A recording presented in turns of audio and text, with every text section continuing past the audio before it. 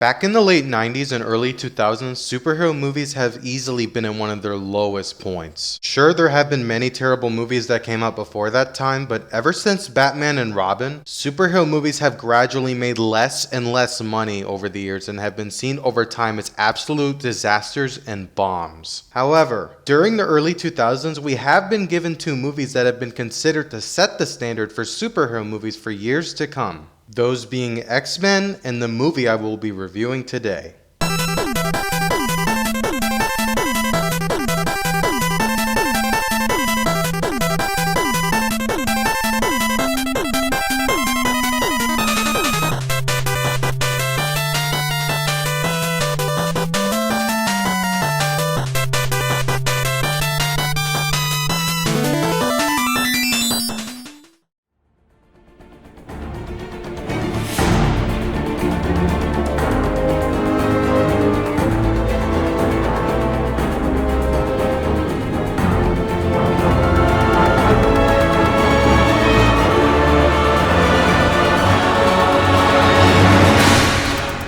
How's it going, everyone? Ryan here. Yes, the one and only, and I stand before you today to give you my movie review on one of the highest grossing superhero movies ever, Spider-Man. This movie left such a big impact on me when it came to superhero movies back in the day. It was the very first superhero film that I've ever seen in my life, and it was by far the one that I've watched the most out of every Spider-Man movie. I even saw the movie when it first came out in theaters too. Spider-Man 1 was my first ever exposure to the superhero genre, and I'll never stop thanking the film for introducing me to it. It was such a big part of my childhood as a kid, and I loved the movie very much, as well as Spider-Man 2 and hell, even 3 at the time. All 3 of Sam Raimi's Spider-Man films used to hold a very special place in my heart, and I still have a ton of nostalgia for them. With all that being said though, does the first Spider-Man movie still hold up when compared to other superhero movies of this generation? And does it also hold up better than Spider-Man 2 and 3?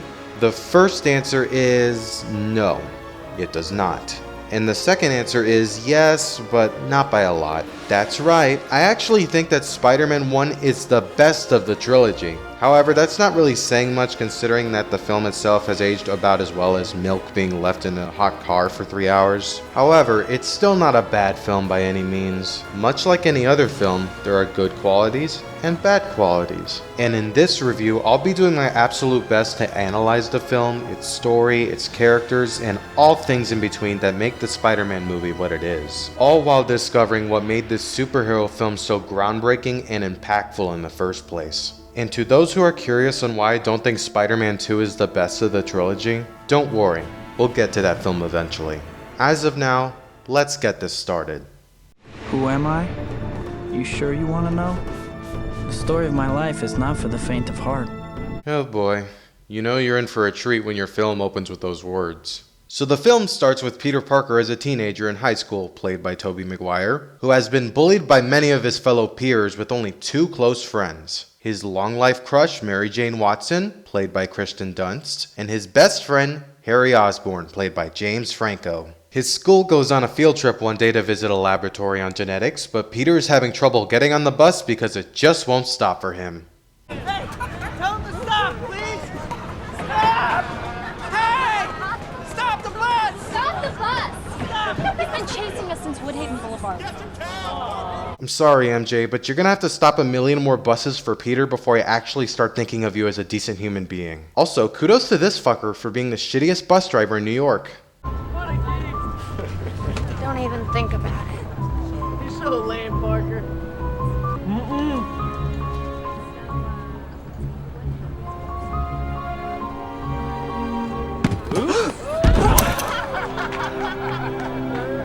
Jesus fuck, what the hell did Peter do? Slash everyone's tires in school? Look, I get it, he's a nerd. You don't have to keep bashing that over my head and make every high school student a one-dimensional bully to get that shit across. Seriously, these are one of the most over-the-top bullies that I've ever seen in a film. And considering how many films with one-dimensional bullies there are, that's saying a lot.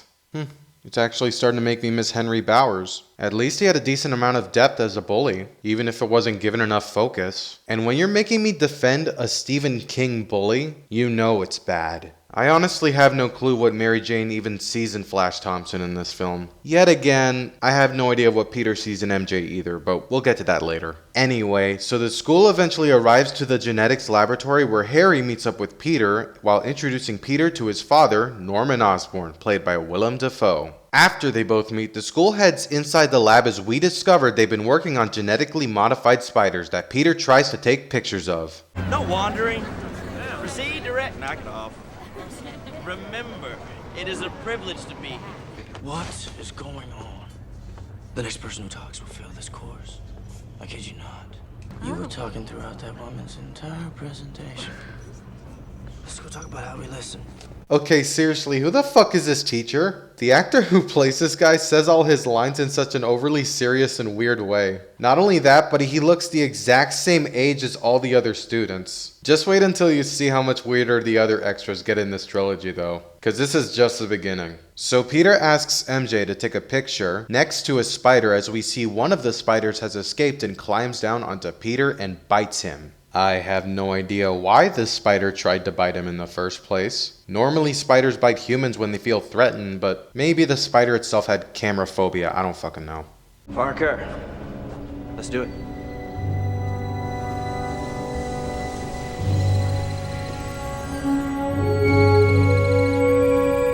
Yeah, we know what this movie's called. You don't have to tell us what the spider bite's gonna do to Peter. I'm pretty sure we can figure that out for ourselves without the foreshadowing. Still doesn't change how weird it is when webs randomly spurt out of his wrist though. But at least it's not as stupid as him suddenly losing his powers because of love. Wait. Meanwhile, we see that Norman Osborn is back in his Oscorp lab where he is confronted by the military who demands his strength enhancement experiment to be ready for human trials in 2 weeks. Otherwise, they'll pull his funding. However, Norman's lab partner insists to not push forward and instead wants to take the whole experiment back to formula.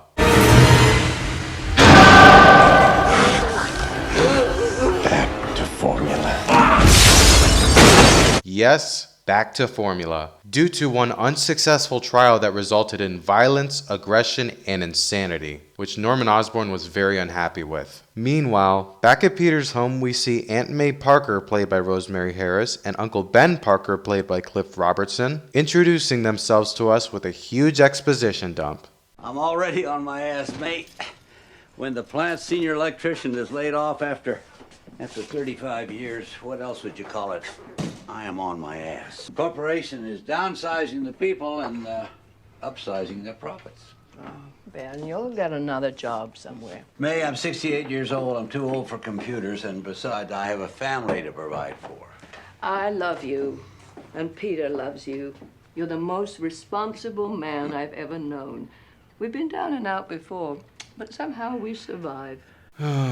Look, I know these two characters mean very well, and to be honest, they are one of my favorite aspects of this film. But tone down on the exposition just a little bit, will ya? Showing us who these characters are is a lot more effective than telling us who they are. There are definitely effective ways to have exposition show us who characters are in a film, but it has to be done very naturally and not forced whatsoever. Films like Masks and Fences are a lot more performance-based movies that take full advantage of making their exposition and dialogue sound as believable as possible given the context of the scene and how the actors are saying it. Not to say that Spider-Man 1 can't pull this off, but there needs to be some context behind this scene. This is how we're first introduced to Aunt May and Uncle Ben in this film, and we've never seen them on screen with Peter up until this point. So introducing them this way doesn't work because it's not properly built up or established. That being said though, Aunt May and Uncle Ben are still one of my favorite characters in the entire Raimi trilogy, and both Harris and Robertson play them brilliantly. I just personally think their introduction could have been a lot better, that's all.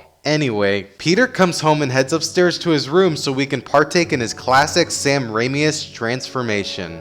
Yeah, one thing you're gonna notice about this trilogy as a whole is how many Sam Raimi horror moments there are. And while it's pretty distracting most of the time, it does make for some unintentionally hilarious moments, I'll admit, that do get a chuckle out of me. While Peter is experiencing a whole new side of puberty though, Norman Osborn decides to experiment on himself out of desperation in hopes that the human trials would be manageable. His lab partner insists him to redo the formula and wants him to wait 2 weeks to start experimenting again. Obviously Norman refuses that option because by that time, the military would pull his funding, so he goes forward with experimenting on himself anyway. 40,000 years of evolution and we barely even tapped the vastness of human potential. Come on, was that really necessary?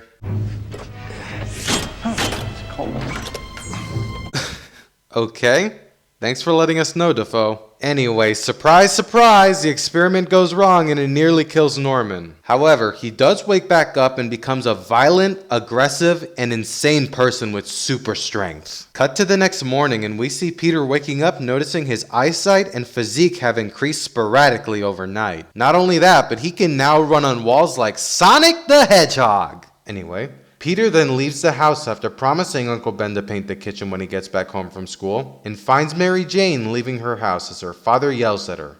What does Peter say to Mary Jane about that? Absolutely nothing. Look, I know that Peter's extremely shy around Mary Jane. I get it. A lot of the times growing up, I found myself extremely shy around girls I like too. But it doesn't matter how socially awkward you are. Any human being with basic instincts would go up to someone who just went through something awful like that and ask if they were okay.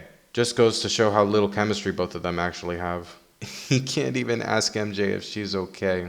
So Peter finds himself chasing another bus again. However, his sticky hand ends up getting stuck onto the bus poster. Seems totally normal to me. Meanwhile, back at Norman's place, Harry wakes his father up. What are you doing on the floor? I don't know. Have you been there all night? Last night I was... What? I don't remember. There goes Sam Raimi again. Anyway, so Norman wakes up not remembering a thing, but is informed that his lab partner has been murdered and that the glider and suit have been stolen. Not entirely sure how nobody picked up on the fact that it was clearly Norman who did all that, but whatever. While that's going on, Peter saves MJ for the first of 6 times in this whole trilogy. Come on, he's not even Spider-Man yet! She literally has to be saved from the lack of a wet floor sign. And guess what Peter says to Mary Jane after saving her? You okay? You okay? You okay? No, Terry. That's what a logical person would say regardless of how socially awkward they are. Instead, Peter just says nothing and stares at her. The only thing he says is no problem when Mary Jane says thanks, but that's about it. You know, I'll give Peter and MJ this. They are more bearable when they aren't trying to talk to each other. After that incident, Peter discovers that webs are coming out of his wrists, and I guess his spidey sense also told him to use the web to hit Flash with a tray full of food. That's fine, Flash had it coming anyway. It ends with Peter and Flash fighting in the hallway, and to be honest, this scene is pretty damn awesome. The spidey sense with the slow-mo's utilized very well here, the fight choreography is pretty solid, and it's admittedly pretty satisfying to see Peter beat the living shit out of Flash. After the fight, Peter leaves school early to discover more of his powers. What he discovers is that he now has super strength, web-spawning wrists, spidey sense, can grow spider hairs that stick onto things, climb walls, swing across a city, take on fights, and make Toy Story 1's visual effects look good by comparison. Yeah, the CGI in action in the Raimi trilogy really hasn't aged all that well, but it's especially noticeable in Spider-Man 1. Look, I get it, it was the first of its kind, and don't get me wrong, Spider-Man 1 does have some decent action scenes like the fight with Flash and a few others that I'll mention later on, but for the most part, it's extremely underwhelming, especially nowadays. Go, Web! Fly! Up, up, and away, Web! Shazam! Go! Go! Go, Web, go! Okay, that still gets a laugh out of me. I especially love it when he references Shazam too, which is a far better movie, might I add. One thing I don't quite understand though is what the hell made Peter discovering his powers take so long to the point where it ended up becoming nighttime when he got home? I get that this was supposed to indicate that he didn't keep his promise to Uncle Ben, but I would have at least liked to see why he got home so late. It just suddenly goes from day to nighttime like bam, he's late. The Amazing Spider-Man at least showed why Peter got home so late, but whatever, I'm nitpicking at this point. Let's find something better to poke fun at, like this scene right here with Peter and MJ in their backyard. You're awesome in all the school plays. Really? Yeah. I cried like a baby when you played Cinderella. Peter, that was first grade. Sometimes you know people. You can just see what's coming. What do you see coming for you? I don't know. Whatever it is, it's something I never felt before. And what for me? For you, you're gonna light up Broadway. You're taller than you look. I hunch. Don't. I'm not going to blame Tobey Maguire and Kirsten Dunst for having little to no chemistry in this film, or the Raimi trilogy as a whole. Both of them are very talented actors that have done great stuff before and after. The same way you can turn great actors into shitty ones like Mark Wahlberg in The Happening, or most of the cast in the prequel trilogy, isn't for their lack of talent, but at the fault of the writers and directors. And honestly, when you have to deal with saying lines like this... I cried like a baby when you played Cinderella. You're taller than you look. I hunch. Can you really blame the actors for doing such a poor job portraying the relationship? Like seriously, when the fuck do you ever see people in love talk to each other like this? This is not how two people in love talk to each other. This is how kindergartners think two people in love talk to each other. Look, I get the point that Peter is socially awkward and not everything he says is always going to come out right. But even people more socially awkward than him have more chemistry. Shit, this relationship legit makes ones in fairy tales look more believable and realistic. By the way, isn't it weird that Mary Jane in these movies starts off working at a restaurant and wants to become a successful actress at Broadway? While Emma Stone, who also plays a love interest in the Amazing Spider-Man movies, one of her most popular films stars her as a girl that also starts off working at a restaurant wanting to become a successful actress. I just found that very interesting. Anyway, so because Peter saw Flash pick up Mary Jane in his new car, he now wants to buy a new car for himself to impress MJ, but doesn't have enough money to buy it yet. So he comes up with a cool plan to make some money off of wrestling with his newfound powers and identity. After one morning of Peter testing his powers in his bedroom, and breaking a lamp that magically repairs itself in the very next shot, I guess the time stone is secretly inside that thing, which would probably make sense since they mentioned Doctor Strange in the sequel. Anyway, so Peter tells Aunt May and Uncle Ben that he's headed to the library as an excuse to go wrestling. Uncle Ben insists on taking him to the library, and when they get there, Ben has a little talk with Peter. Pete, look, you're changing. I know. I went through exactly the same thing at your age. No, not exactly. These are the years when a man changes into the man he's going to become the rest of his life. Just be careful who you change into. Remember, with great power comes great responsibility. Now, I love Uncle Ben in this film. Cliff Robertson gave such an amazing performance as him, and portrayed him as such an earnest, loving, and caring person who's always been looking out for Peter. I really love that he only wants the best for Pete, and wishes him to become the best man that he can be. It's some really compelling stuff, and the advice that he gives Peter is always so helpful and well spoken. However, what I don't like about this scene is how Peter reacts to his advice. Quit worrying about me, okay? Something's different. I'll figure it out. Stop lecturing me, please. I don't mean to lecture and I don't mean to preach. And I know I'm not your father. Then stop pretending to be.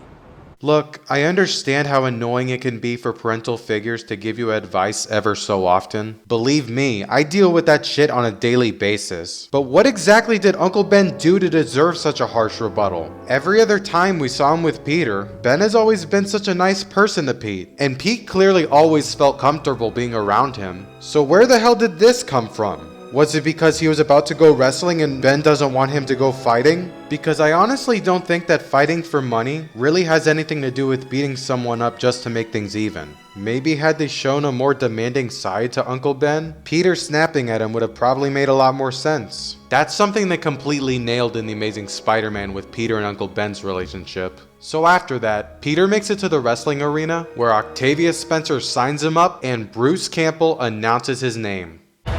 Amazing Spider-Man!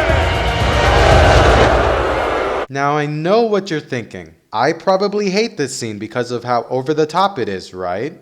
Actually, no. This scene is a lot of fun. Now yeah, it is extremely corny, but if I'm being honest, this is exactly how wrestling arenas are. They're over the top adrenaline, they are crazy, and they are just dumb fun to watch. That's something that Sam Raimi totally nails with this scene. I do still think that a lot of the corny and over the top moments in this film don't work, but this scene is one of the few exceptions for me. Plus, we get this fucking awesome fight scene out of it with Bonesaw, played by Randy Savage. What are you doing up there? Staying away from you. That's a cute outfit. Did your husband give it to you?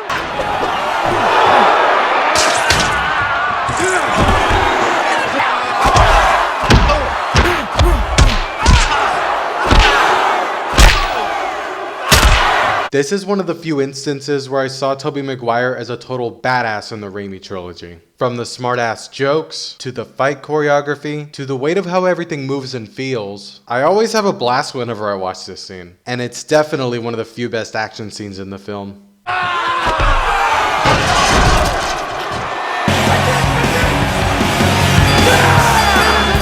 After Peter wins the fight, he only gets paid $100 when the ad said $3,000. Peter's obviously very unhappy with this, but wait, how did it go again? I missed the part where that's my problem. Yeah, that's right. So, Peter leaves and heads for the elevator when he sees some guy robbing the misleading asshole for all his money. Peter lets him get away though because... I missed the part where that's my problem. To be honest, yeah. He definitely deserved getting robbed. Later on, though, Peter notices a huge group of people, which changed to a completely different group of people in the very next shot, that are surrounding someone and finds out that Uncle Ben has got his car stolen and has been shot. Peter. Over here, Uncle Ben. Peter.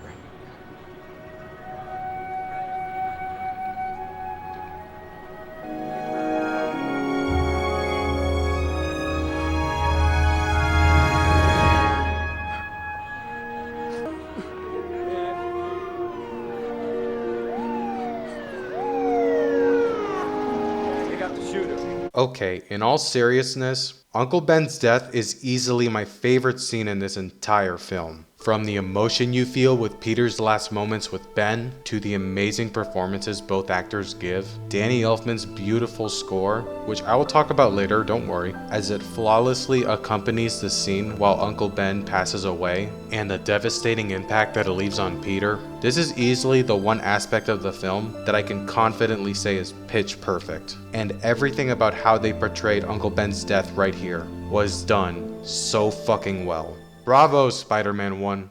Bravo. So, after Peter witnesses his uncle's death, he then suits back up and decides to track down the person who stole the car and killed Uncle Ben.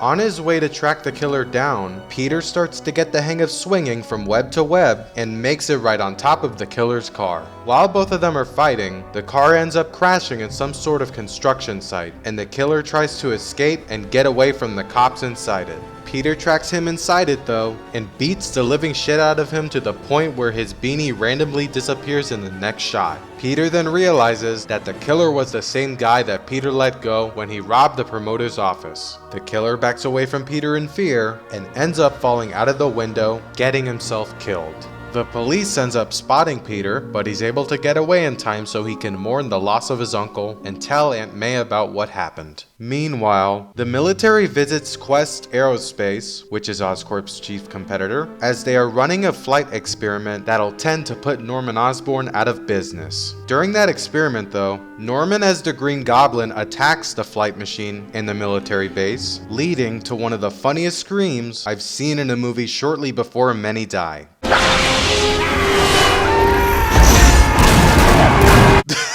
What the hell was that? Is that seriously how military generals scream when they see something horrifying like that?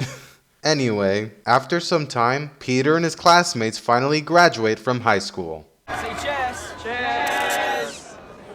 Get it? Because Peter is a nerd and he's in the chess club? Whatever. So Aunt May congratulates Peter, Norman congratulates Harry, and Peter as well. He even considers Peter like a son to him actually. Wish we could have gotten more screen time with them together to justify that. While that's going on, Harry notices Flash breaking up with MJ, which I'd personally congratulate Flash for, even though he's a total dick as well. After the graduation though, Aunt May notices Peter crying in his room because Uncle Ben wasn't at his graduation. I missed him a lot today. You loved him, and he loved you. He never doubted the man you'd grow into. How you were meant for great things. You won't disappoint him. Are you sure about that? So after Aunt May's motivational speech and remembering what Uncle Ben told him, Peter decides to start using these powers to help other people and fight crime. Okay, now here's another one of my biggest problems with Spider-Man 1. The way Peter becomes Spider-Man is extremely rushed. Now don't get me wrong, I understand why they wanted him to become a hero, because Uncle Ben wanted him to do great things. But it just doesn't feel natural to me at all. Do you really think the first thing a teenager would do once he gets his powers is to use them for good and fight crime? No. There has to at least be a natural transition into him learning what it means to be responsible for your decisions and realize what impact you can make with the gifts you've been given. Then, as he progresses into a superhero, it feels a lot more seamless and makes for an origin story that comes full circle.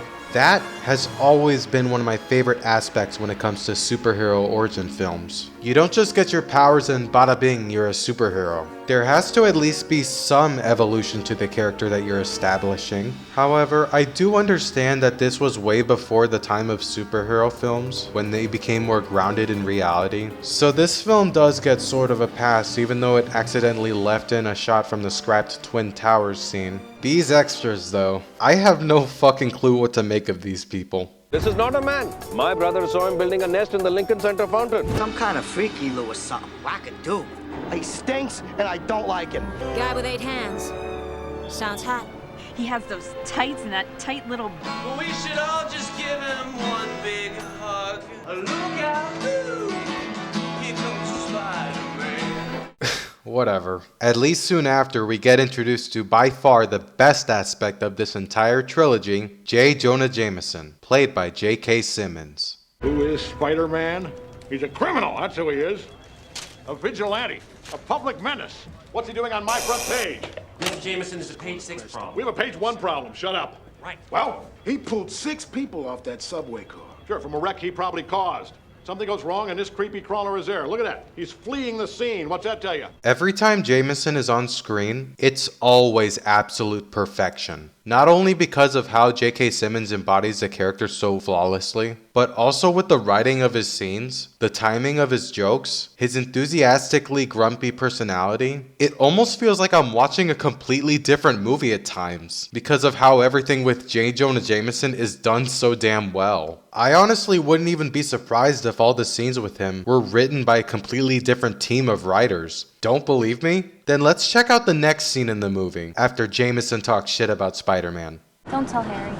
Don't tell Harry. We're going out, didn't he tell you? Oh yeah, right. Tomorrow morning, Spider-Man, page 1 with a decent picture this time. Move Conway to page 7. There's a problem with page 7. And make it page 8 and give him 10% off. Okay. Make it 5%. That can't be done. Get out of here! I think he'd hate the idea of my waiting tables. He'd think it was low or something. That's not low. You have a job. You know, Harry, he doesn't live on a little place I like to call Earth.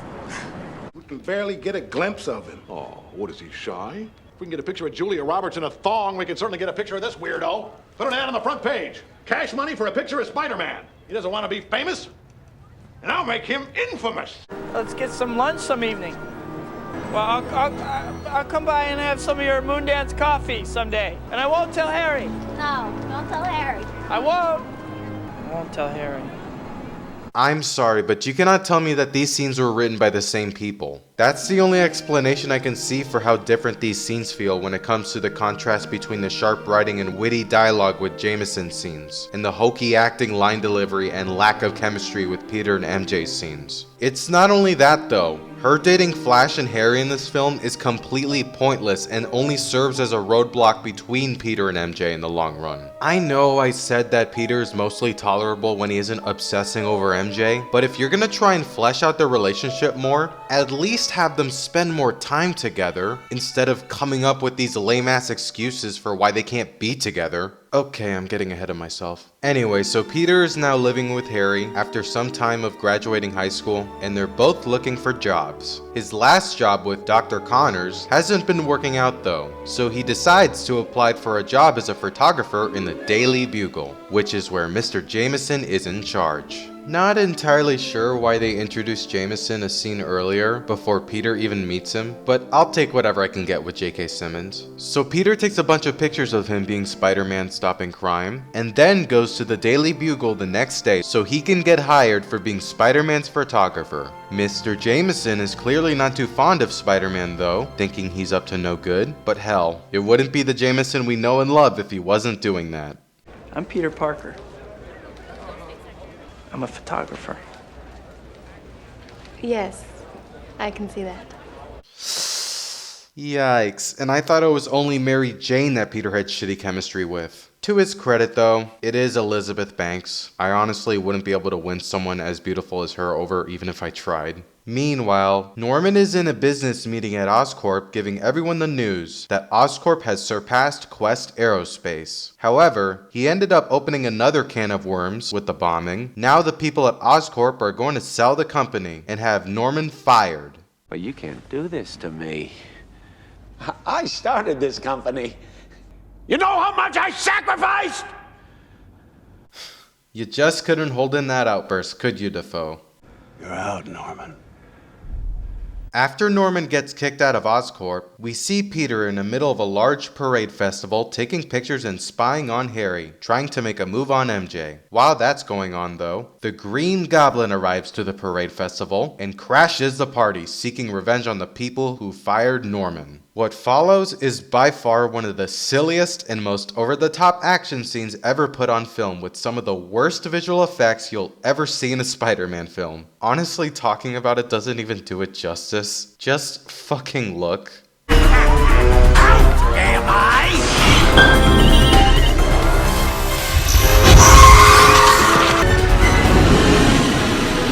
Hello, my dear.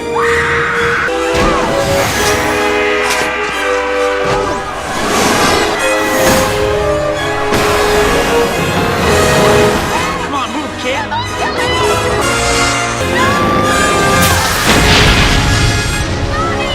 Hold it right there. I surrender. Oh boy. Impressive.